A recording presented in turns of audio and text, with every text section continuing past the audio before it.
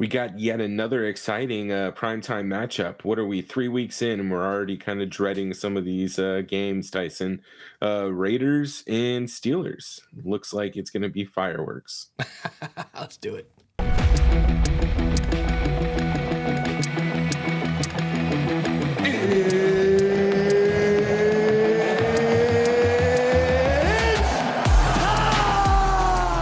What is up, guys? Welcome to the Edge DFS. My name is Tyson Smith, joined by Ellie Hernandez. Ellie, this game is interesting. I think there's potential for maybe some decent football here, but you got two, let's just face it, two kind of shitty teams. Pittsburgh, I think we had a lot higher hopes for. Maybe they eventually can be a better team. But as it's looking now, both of these teams are not playoff teams. And when you have two shitty teams playing each other, you know, sometimes you get some random high-scoring games. This is a 43 total. Let's just look, dude. I'm just gonna cut to the chase. No bullshit today. We're just gonna cut to the chase here. Let's look at the Vegas line for Vegas and for Pittsburgh. So there's a 43 total. 2.5 point favorites for the Raiders at home. Most of the money is coming in on Pittsburgh. What jumps out to you here with these numbers? This seems about right, although I know that Pittsburgh won, and the Raiders got absolutely hammered last week, but at a certain point in that game for the Raiders versus the Bills, it was just over. I mean, it was 38-10. It was the final score, but at a certain point they just stopped playing. So what jumps out to you here, man, and where do you think this game can go?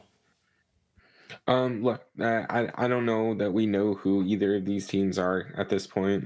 Pittsburgh probably a little bit more so, but I think Pittsburgh's an interesting one. Just in those odds to kind of take on the money line plus 120. I don't think that's terrible. We still don't have any idea. The problem is I don't think the Raiders' pass defense isn't all that great, right? So this could be an opportunity for Kenny Pickett and the Steelers to get right, but they've kind of been in that position since they drafted Pickett. So I don't know. We'll see. So Garoppolo is ranking pretty well according to PFF. The interesting thing to look at here is, Pickett and the Steelers' offensive line pass rush wise, and slowing down the opposing team's pass rushers has been terrible. Week 1 they were terrible. Last week they weren't much better. But if you look at the passer rating under pressure for Pickett, he's got a 98 passer rating under pressure, and passer rating clean, he's got a 51 rating. And then you look at the other side, it's opposite. You got Garoppolo with a clean pocket, he's at 102 passer rating, and you got 25 passer rating under pressure. That's kind of interesting to me. Maybe that's just more conducive of Kenny Pickett just doesn't have any clean pockets at this point. He's running around, throwing the ball around, trying to make some plays. That offensive line worries me, but we did see, this Raiders defensive line. There's just, besides Crosby, there's just not a lot of guys to worry about. So maybe this is the game, like you said. Maybe this is, if you read this tweet here by Pat Kerrane, the Raiders defense ranks 31st in dropback success rate. They are one of the worst pass defenses in the NFL. It's been a rough start for Kenny Pickett, but George Pickens is showing his progress. This is probably the best setup he'll get all season. And Pickens had a great game on Monday night. That game generally was kind of a boring game. We saw a lot of defense out of the Steelers. We saw 2 defensive touchdowns. Could get something, maybe you get something similar in this game. I don't know. We'll have to talk about, what we think about the defenses in this game. But this is the game that is a get-right week, potentially, for the Steelers. But we can't underestimate the Raiders. They're at home. They still have Josh Jacobs. They still have Davante Adams. And I think at the end of the day, they can probably come out and win this game. Let's look at some prop bets here real quick. I do want to talk about a little bit about some of the numbers last week. But so you got Allen Robinson at 35.5. You got Davante Adams, 75.5. This is for receiving yards. Pat Freiermuth, who's been pretty bad this year so far, 32.5. And then you got Calvin Austin at 26. I don't know what jumps out to you with some of these numbers. And then we have pass yards, we got pass attempts, and rush yards here. So where are you at with any of these props? Anything jumping out to you? Yeah, I like that over 15.5 for Jalen Warren, to be honest with you. That's kind of interesting at -115. Outside of that, probably not all that interested in a bunch of those. Not at even money, at least. Jimmy G, let's see, over 30.5 pass attempts. That's Yeah. that's kind of a lot. Yeah, they're both I around don't that. know. They're both this Yeah, this is set up to be Vegas thinks that this is going to be a pass happy type game. Even though we saw both of these defenses can give up yards on the ground.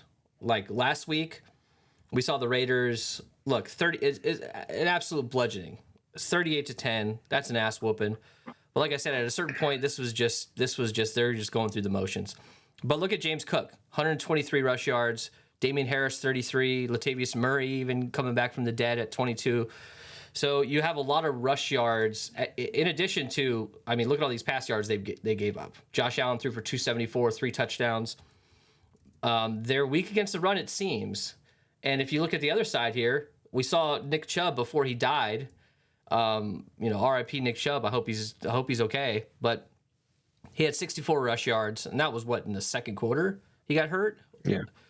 And then Jerome Ford came in with 106. And so what I'm trying to get at here is both of these defenses are vulnerable on the ground.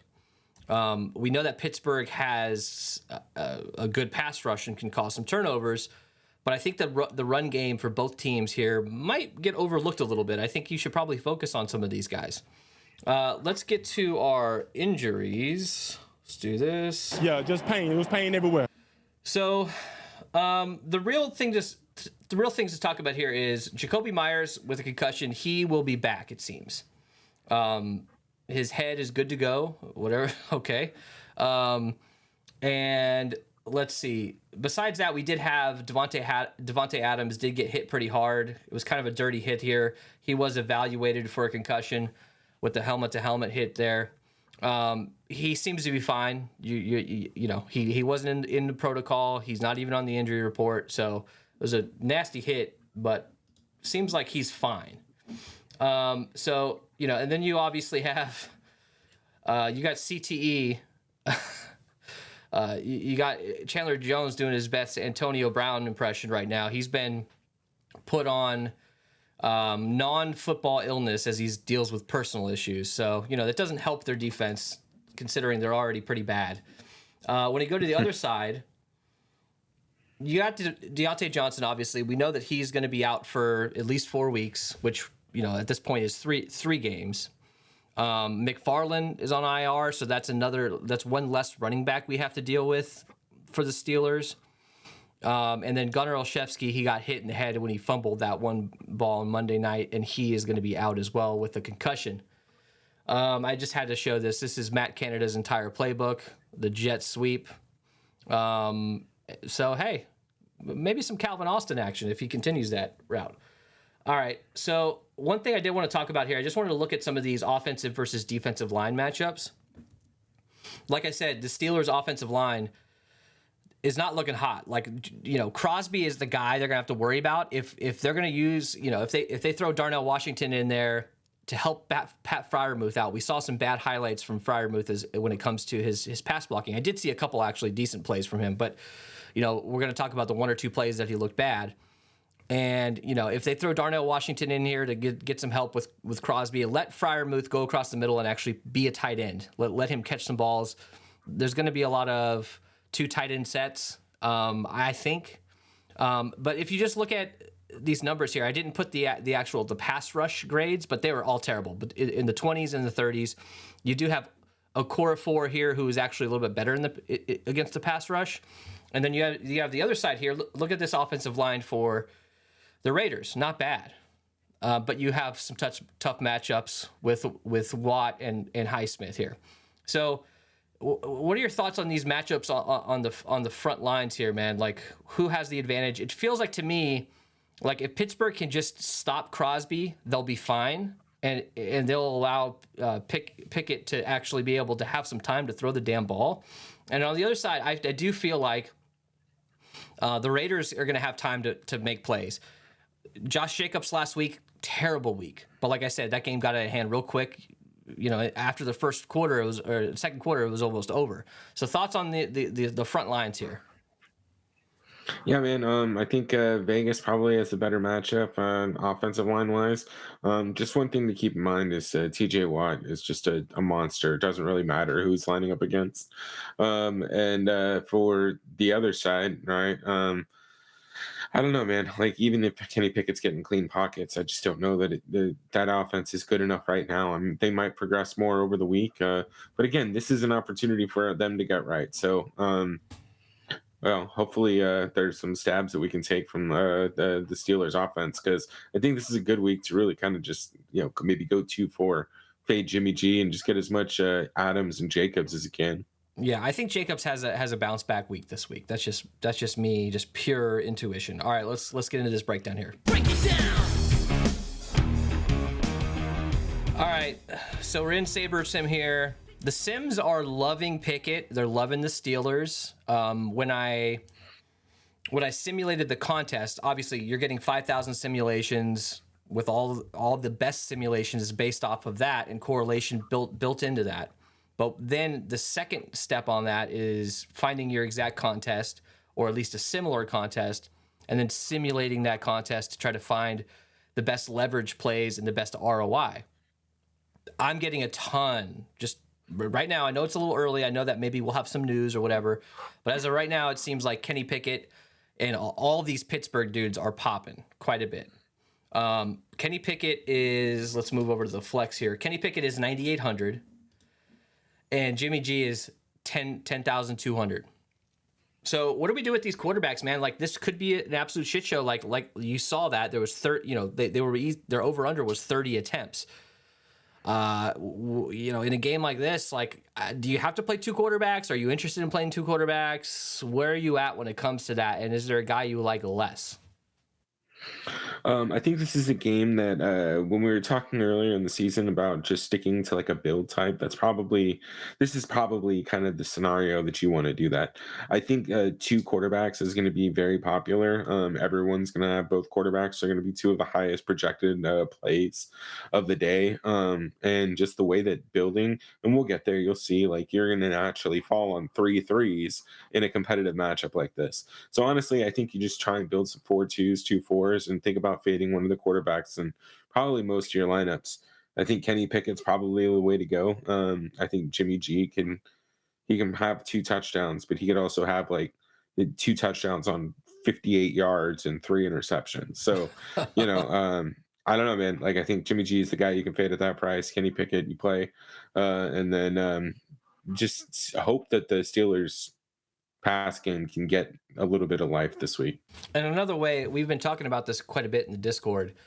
We didn't really implement this strategy for the Thursday night game because there were so many other crazy situations as far as injuries and players that we thought were underpriced or underowned, that, leaving money on the table. We've established that that's probably, if you're trying to get different, and especially in a game like this where certain build types are always going to grab that higher priced dude with a little bit better of a projection, maybe leaving money on the table for this matchup might be the way to go. We'll figure that out a little bit when we get to the building. All right, let's go to running back here.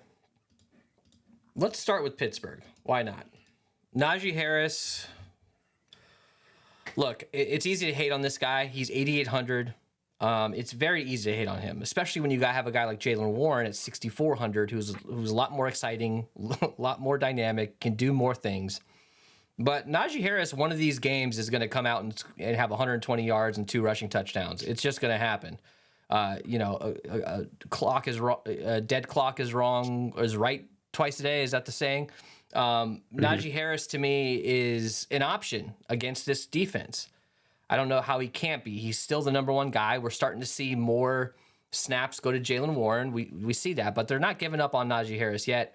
I don't love him, but I think you just have to think about playing him a little bit.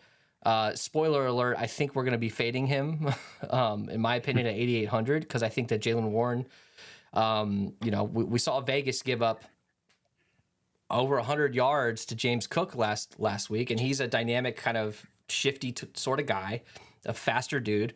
Now, obviously, I'm not fading Najee Harris just on that fact alone, but Jaylen Warren seems to fit that role a little bit better, and I think he can get involved in the pass game a little bit more. So, with Anthony McFarland out, you're going to see a lot of volume to both of these guys, and Jaylen Warren at $2,400 cheaper. It's just an obvious play. You see the projection there; it's only less than 2 points of a difference.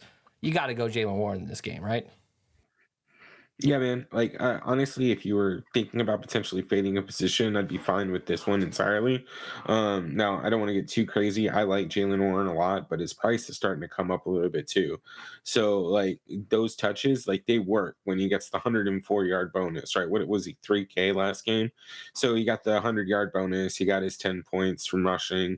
And I think he had a couple receptions as well.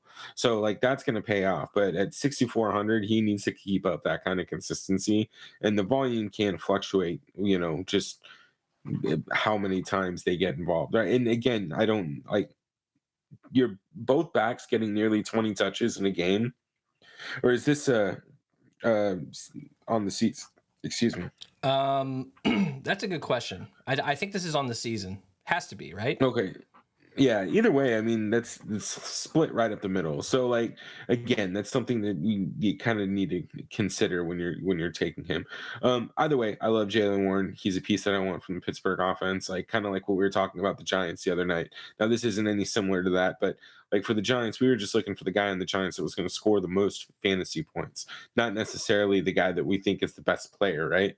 Like sometimes if Yeah. you think Gano is going to be the guy that ends up with the most fantasy points on the Giants, and he's probably going to be the guy you're going to need in those 5-1 stacks. So same thing goes here. Like if you really just don't know what you're going to get out of the Pittsburgh offense, Jalen Warren's kind of a safe bet. He's going to get 10, 12 touches, and probably 6 to 7 just floor minimum points.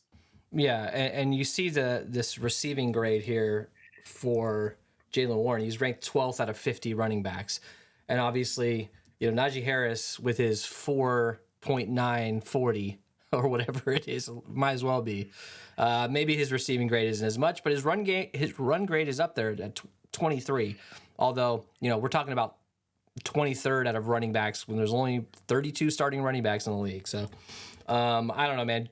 I think Najee Harris one of these weeks is going to absolutely kill us. But is it this week? I don't know. But I'd rather just risk it at that price. All right, let's go to Vegas. So Josh Jacobs, you're talking about the leading rusher from last year, 10.8K. And he had a shit week last week. I believe he finished with negative yards on the run on the ground. Look, I'm not like fading Josh Jacobs at all. I think he's going to get involved.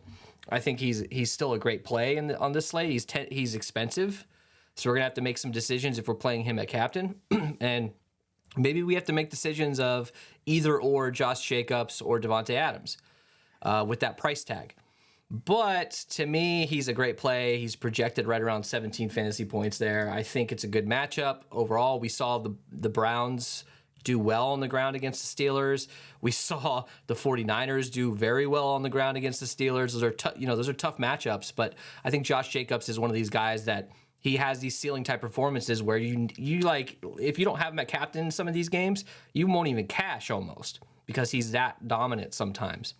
So what are your thoughts on Jacobs at this price tag, and any interest in Zamir White or Amir Abdullah or any of these backups? I love Josh Jacobs at that price tag. I think when it comes to Raiders, my favorites are going to be Devontae Adams and then Josh Jacobs, and then maybe Jimmy G. I'll have a little bit of exposure. But I think really what you got to decide is, are you playing, like you said, Josh Jacobs or Devontae Adams?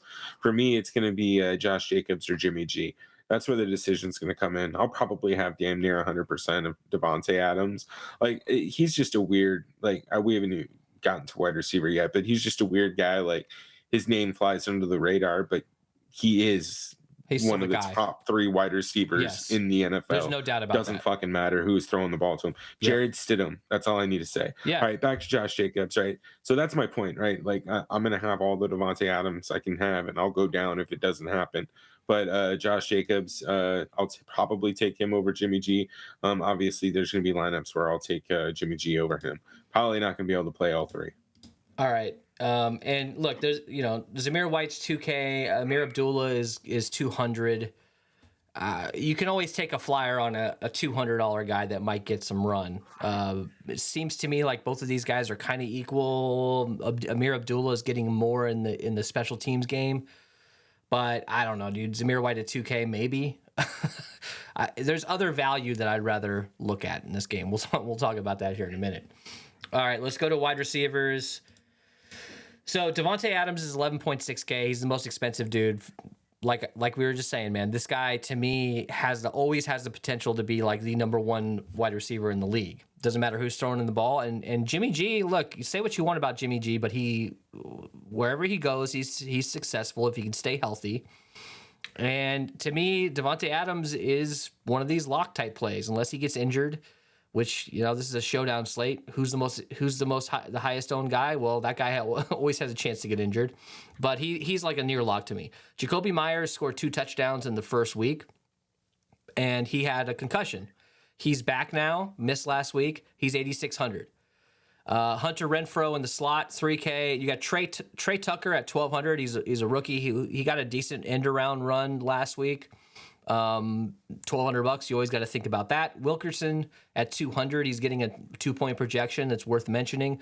So where do we go here, man? Like Devontae Adams is a clear choice, but Jacoby Myers has made an impact on this team, and I think if he can come out and play well, you might see it's going to be hard to to guard both Adams and Jacoby Myers, and then you got Hunter Renfrow, chilling in the middle of the field with the potential to always get like 8 targets, right? So where are you going here? Yeah, man, I think this offense is totally in play. Like even if you want to stack it up, like this might be one of those options where you think about fading the running back Josh Jacobs, right? Go Jimmy G, Devontae Adams, and Jacoby Myers, and see what you can build. But Devontae Adams, he's obviously one of the best plays on the slate. I like him a lot. I think in lineups that you're ballsy enough to fade him, maybe get a little bit of Jacoby Myers at captain. It did look like he was getting a pretty significant volume in that week that he did play, right? It wasn't just 2 touchdowns. He was getting targets and he was getting receptions. So, like, it does look like he's there. He's the number 2 guy. Hunter Renfro's not getting involved, really. So, like, I really think targets are just going to be funneled through Adams and Myers. If you want to take Myers and fade Adams, that's fine. If you want to try and play both, that's fine. Just probably grab Jimmy G with them. As far as guys like Hunter Renfrow, not interested. Trey Tucker, would you say he gets involved with reach arounds? I think we're okay on that one for a slate like this. And then DeAndre Carter, look, if you're at a 150 max, I don't mind throwing him in 1 or 2. Look, let's not pretend like Jimmy G has a deep ball like Derek Carr. So like keep in mind, like you're not going to have as many up the field opportunities, but you can take flyers there. If you play DeAndre Carter, if you play DeAndre Carter, you're banking on a kicker, punt return, touchdown, or whatever. Just play him with the defense there and double it up in the random occasion that does happen. Probably won't happen though. All right, let's go to Pittsburgh. So George Pickens crushed last week. What do you have? 10 targets. He had a huge day overall. And it wasn't just that one big, long touchdown.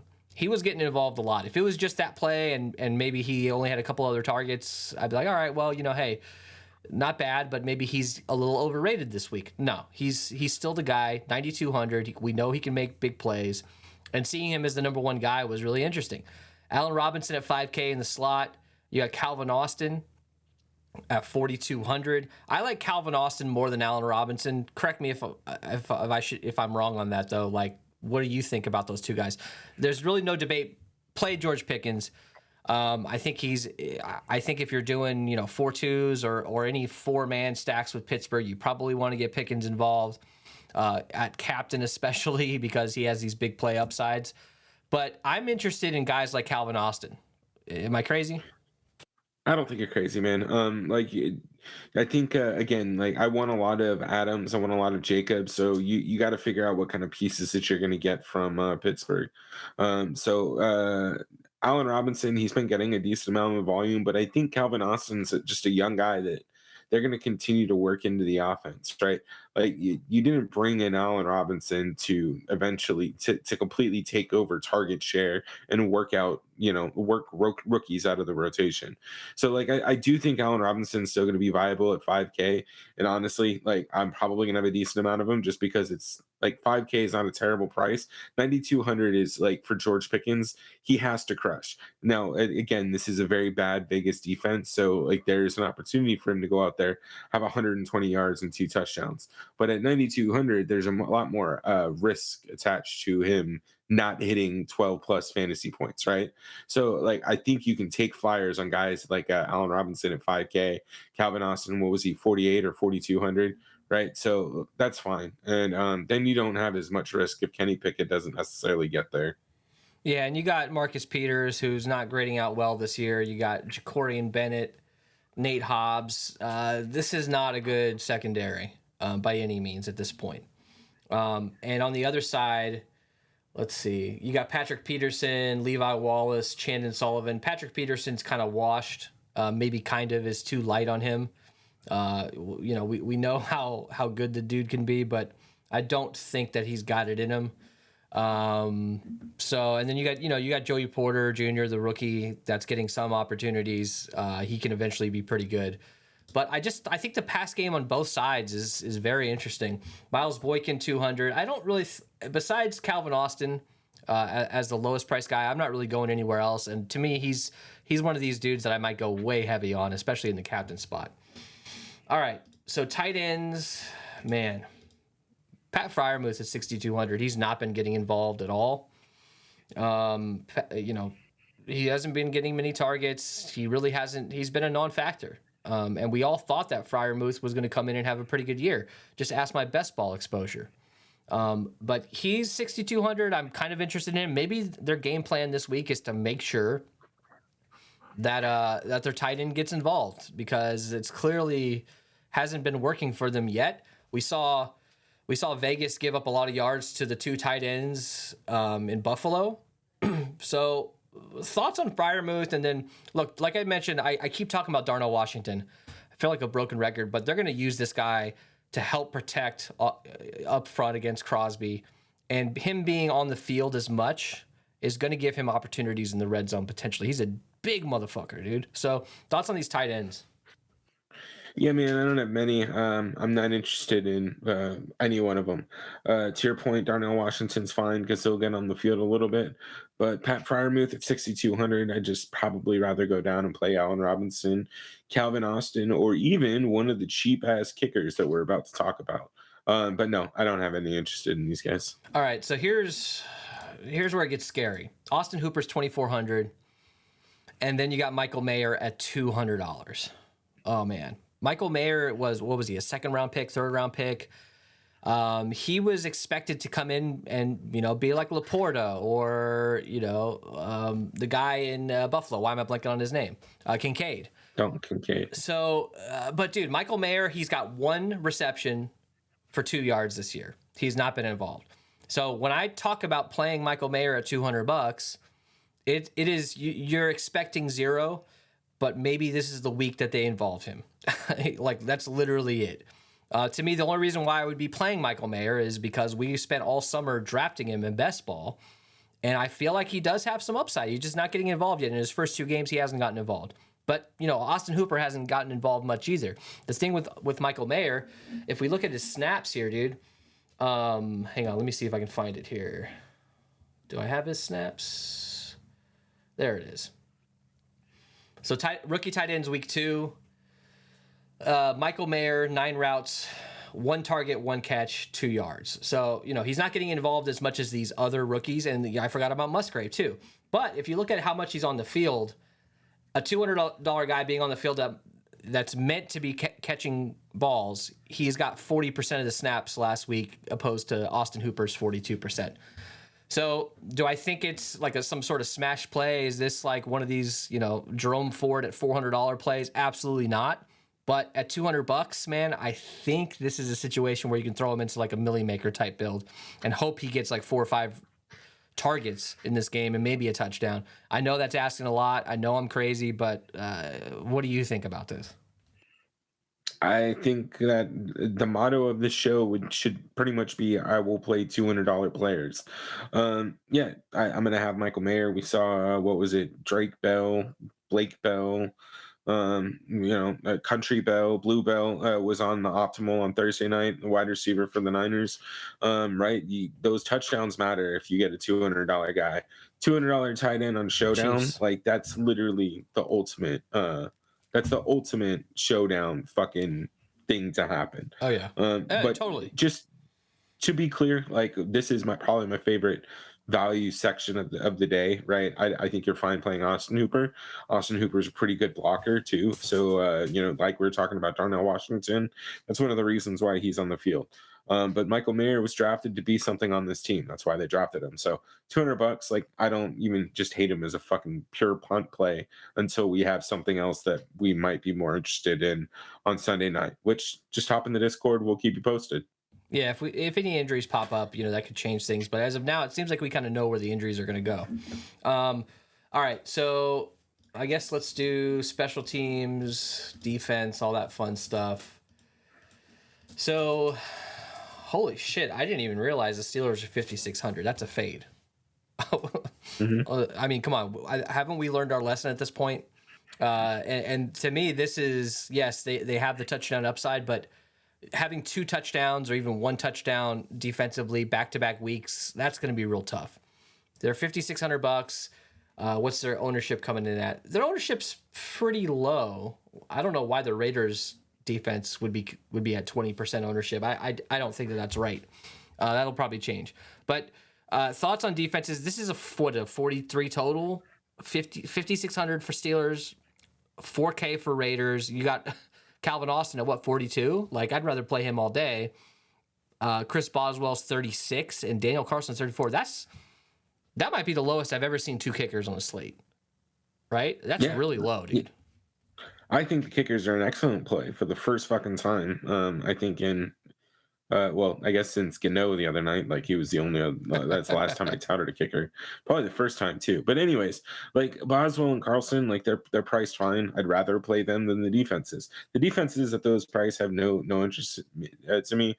I think Cody May did something about defenses on Twitter. He said like the last 3 years or some shit, anybody priced at 5,600 or above was they average like 6.3 DK points. Yeah. Like, come on, man. Like you need 15 points at that price or something from your defense.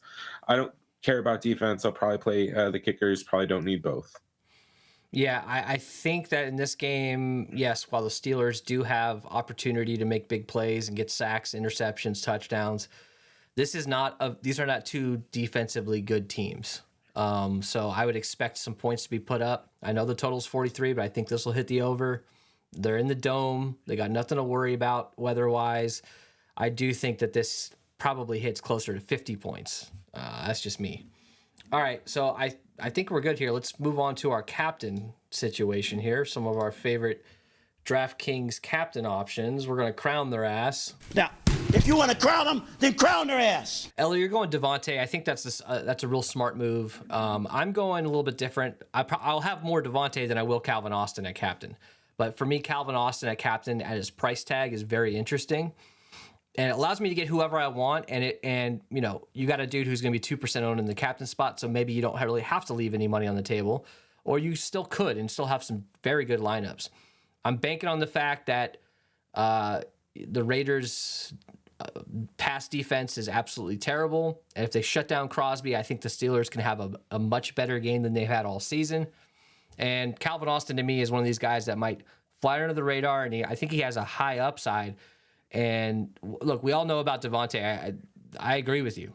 Like my captain choice last week or on Thursday night was CMC. Yours was Debo. Sometimes you don't need to get different. I think Devontae and Josh Jacobs and Pickens are fine at captain. You just need to think about your lineups a little bit more, maybe leave some money on the table, or maybe get a little bit different roster construction wise. All right. I didn't switch the captain there at the top. That's my bad. Let's go to our fade of the night here. We couldn't do diddly poo I hate to pile on, but DraftKings is just making us fade Najee Harris. Like if he was priced at 7K or something like Burrito was, maybe. But 8,800 for him, dude. I just think you just have to fade him. I know one of these weeks he's gonna have like 30 fantasy points. That's not gonna happen that often. And we just know that, look, yes, he's not getting a lot of help on the offensive line. This offense hasn't been doing good. But to me, he's a guy that you can fade and not have to worry about too much him like putting up 30 fantasy points. I don't know. What do you think? I think you're dead on. I don't have anything to add, and I think we should build some lineups without Najee fucking Harris. I agree. Let's do that. Let's switch over to DraftKings here. Let's build some damn lineups without Najee fucking Harris. All right. So let's talk about cashy / single entry type build. I wouldn't necessarily call this cash, but let's get a safer build that you're going to want to enter into maybe like the $100 single entry or something. So go ahead. This might be a little bit crazy, but just because of pricing, I think George Pickens is probably a good cash captain for a contest like that. That should let you get Devontae and Jacobs pretty comfortably and Kenny Pickett and still be able to build at least a little bit. So let's see who we got. You're going to have to go real low here. So you can get one kicker, which in this situation, maybe we get Carlson. I don't know. It doesn't really matter, but you're probably screwed. So you're going to have to make a decision between Adams or Jacobs. To me, it's probably Jacobs in this situation. Yeah. So let's pull Jacobs. So what, you play Jimmy? I think you play Jimmy. But it doesn't really do a whole lot more for you. You're kind of you're kind of punting at this last spot, which can be okay if you have one of these dudes that you really like. But I think we probably have to get rid of Jimmy G too here. Right? So do we go with, is this a Jalen Warren situation? Yeah, we can do that. Let's try it. I know it's weird, but let's try it. And you got many options here from there. You can go Allen Robinson, you can go Calvin Austin, you can go Raiders defense if you wanted to, if you want to go that route. Boswell, you can get two kickers. Who would you pick here? Probably Calvin Austin, right? Look, let's just be honest. I wouldn't run this in cash. No, I wouldn't. This is turning into a pretty damn decent tournament lineup here. So trigger that under tournaments. Let's continue this. Let's continue this. Who do you want to build with that captain next? You want to go Devontae Adams and just start with the most expensive guy and see how hard it is? Yeah, just do Devontae Adams, Jacobs. I mean, damn, just do Pickett and then throw in Mayer. Like, we'll just make it really easy on ourselves, just right out the gate. Let's see if that helps us enough. Where are you, Mayer? Am I crazy? There he is. All right, so we got plenty. We got plenty to work with here, actually. So let's get Pickens. Throw in Chris Boswell. Boswell? Like okay. Yeah. 8,200. 82. Jesus. So Jalen Warren, leave a little bit on the table here. So, get Devontae Adams and you leave 1,800 on the table. We got, for those podcast listeners out there, this is Devontae Adams, Jacobs, Pickett, Mayer, Boswell, Warren. Mayer is a complete punt. He could get 0. But at $200, if he gets you 7 fantasy points, you'd probably be feeling real good. Let's do without Jacobs here. Let's put Jimmy G in. Like you were saying, it's either Jimmy G or Jacobs, probably to you. So let's try this. Mm-hmm. So what do we have to do to get Pickens? We're probably pretty screwed here. So we probably can't get Pickens. Let's do Calvin Austin here. You agree? Well, hold on. Can we go back to Pickens? Let me see if this math adds up. And then throw in. No, go ahead. Sorry. Well, hold on. Do we have anybody at?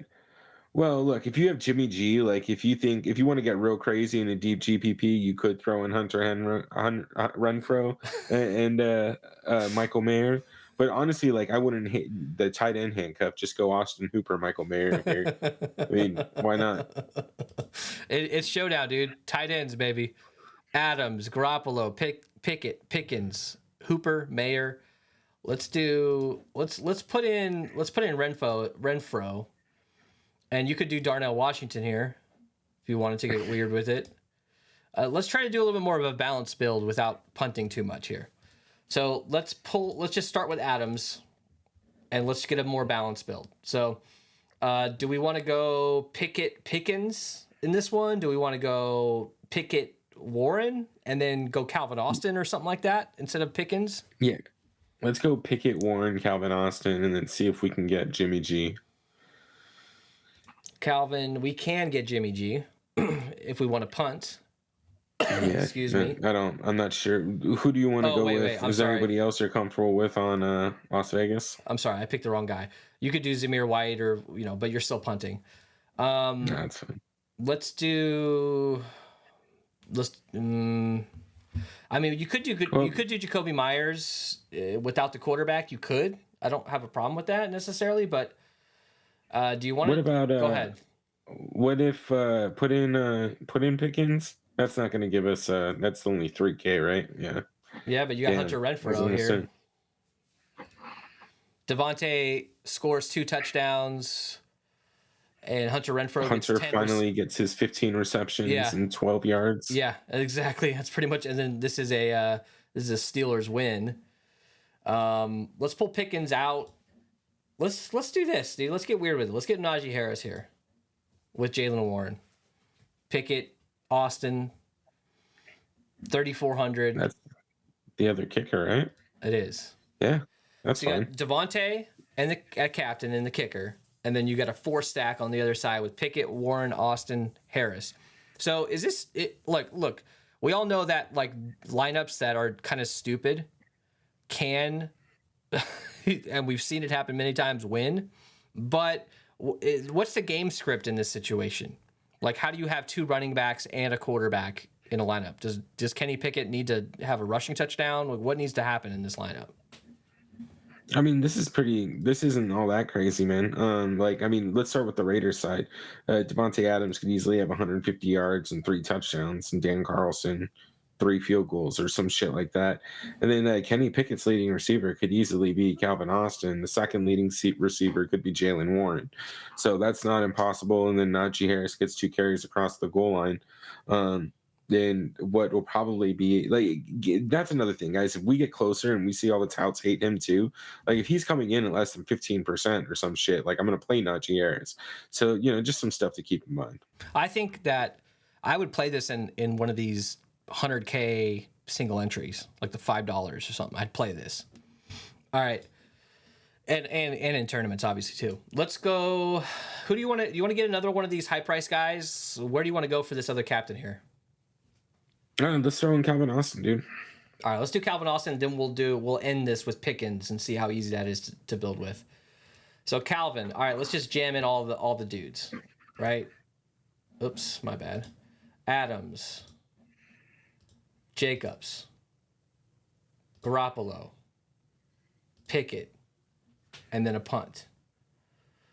Washington, Mayer, Abdullah, any of these guys, but let's kill Jacobs maybe here. I don't know, or Garoppolo or Adams. What do you think? I go Jacobs first and just throw in Pickens. Let's see if that gets us anything. We can't quite get to Renfrow, but we can get Hooper, Zamir White. That's interesting. What if we go back to Jacobs and kill Devontae here, and then go to Pickens? 3,700. That gets us either Both kicker. kickers. So Boswell, Carlson. So we got Calvin Austin at captain, Pickens, Jacobs, Garoppolo, Pickett, and then you have either kicker. You got Hunter Renfrow, Hooper. You got a lot of options there. That's interesting. That's why I'm like, look, Calvin Austin, man, if this guy can have a touchdown and 80 yards, and then you have all these other studs that don't bust, this could be an absolutely great play. But there's some risk behind it, obviously, when you have all these studs in one game. Let's do Pickens, right? Yeah. Let's try it. All right, so if Pickens is at captain, look, we saw some stats from Cody Main about, there are a lot of, if your roster construction, your wide receiver captain without his quarterback is an interesting build type that's unique and has high upside.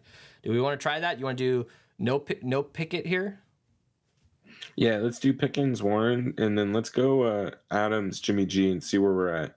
Adams, Jimmy G, 8K. So we definitely can do a kicker and then like a mid-range guy, like a Fryer. Well, maybe not Fryermuth. Maybe, I don't know if my math adds up there. Let's. Do you want to do?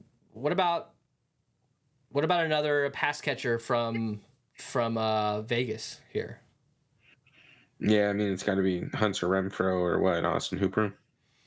Yeah, let's try Michael Mayer. Renfro. They got 5K left there. So Allen Robinson, another pass catcher. Calvin Austin's there. I don't know that I love that. I'd probably just go down to a kicker here. For what would we do? Would we do a Pittsburgh kicker or probably a Vegas kicker? Yeah, probably Vegas. So fuck Renfro. Let's go down to our boy Mayer. It's just too fun. 7,800. So Fryermuth, and then it might not be worth it, but you're leaving money on the table for sure because you're getting Fryermuth. But now you have multiple pass catching types without the quarterback. Don't know if I like that. Steelers defense here could run that. That's kind of, and then or you can just go all the way down to kicker, but you're leaving like 4,200 on the table, and maybe that's too much. Maybe we don't need Mayer. Yeah. Maybe we don't need Mayer. Both kickers. Both kickers. Let's try it.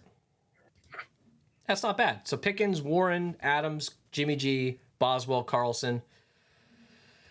You want to build with anybody else here, man? What do you think?